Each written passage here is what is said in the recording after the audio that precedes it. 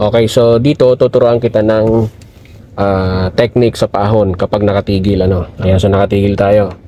So, sa tingin mo, bakit tayo hindi nauro ngayon? Nga po ng handbrake. Naka-handbrake tayo, no? Ayan. Kapag tinanggal natin yung handbrake natin at hindi tayo naka-brake, anong mangyayari sa sasakyan? Possible na matras. Umatras din siya, no? Okay. So, kung naalala mo kanina dun sa patag, paano natin siya pinapaabante? Ano yung ginagawa mo sa mga pedal? Kasabayan ng clutch. Clutch lang ang ginagamit mo, no? Clutch lang. Nakatapa ka ng preno? Apo. Nakatapa ka ng preno doon sa patag?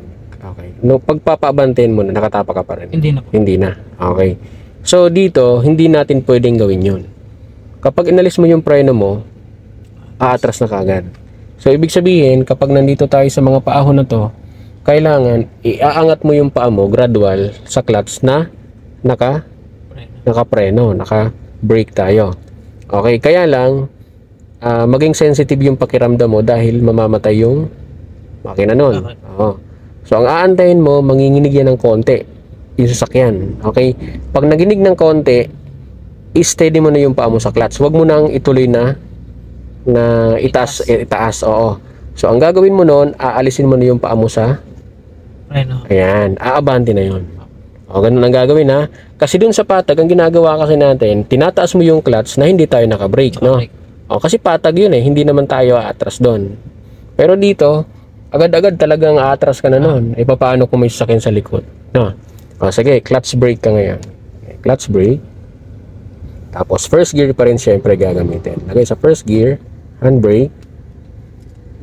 Tingin sa harap. Paahon to, hawak sa manibela. Tapos, yung clutch mo, yan, dahan-dahan. Naka-brake ha, huwag mong alisin mo na yung brake. Sige, mararamdaman mo naman yan. Manginginig talaga siya. Mararamdaman mo yan. Sige. Kulang pa. Taas pa ng unti-unti. Kunti na lang. Sige pa, kunti pa. Mararamdaman mo yan. Sige pa. Kunti pa. May nararamdaman ka na? Ayan, yan. Kunti pa. Yan. Steady mo dyan ha. Alisin mo yung paa mo sa brake mo. Okay, alisin mo. Ayan. Okay, alis. Alisin mo. Yan. Yung clutch huwag mo muna alisin. Okay. Aabanti naman yan eh. Di umaabanti na siya. Pwede mo nang alisin yung paa mo sa clutch. Then magas ka na ng konti. Yun. Nakuha mo. Tigil ka muna ulit. Yan. Clutch, then brake. Yan. Kasi pwede mangyari yun. Titigil ka ulit. Baka mamaya traffic talaga. Okay. No, tandaan mo yun ha. Yun ang ginagawa dun sa mga pedal. Ngayon, tuturuan din kita ng ibang technique. Pwede naman handbrake. Handbrake na. Oo, so engage mo tong handbrake mo muna. Taas mo. Yan, okay, naka first gear ka, no? Okay. Okay, so naka handbrake ka na ngayon. Yung paa mo, okay lang na. Alisin mo na yon sa brake. Sa brake po. Oo, kasi naka handbrake ka naman. So, iporma mo siya sa gas, nakaporma. Yung kanang paa mo. Yan, pero wala mo ng pindot, ha? Okay po. Kumbaga naka-ready siya in case na mabitin. Kasi handbrake naman yung pampipigil natin. Okay?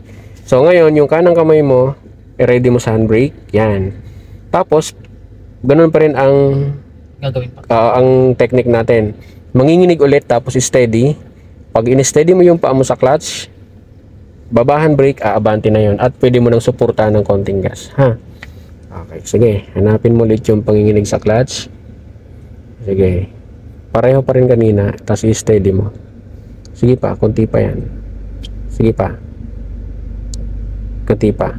Ayan. Okay, steady mo dyan. Baba mo lang yung handbrake mo. Ayan. Tapos steady mo lang yung clutch.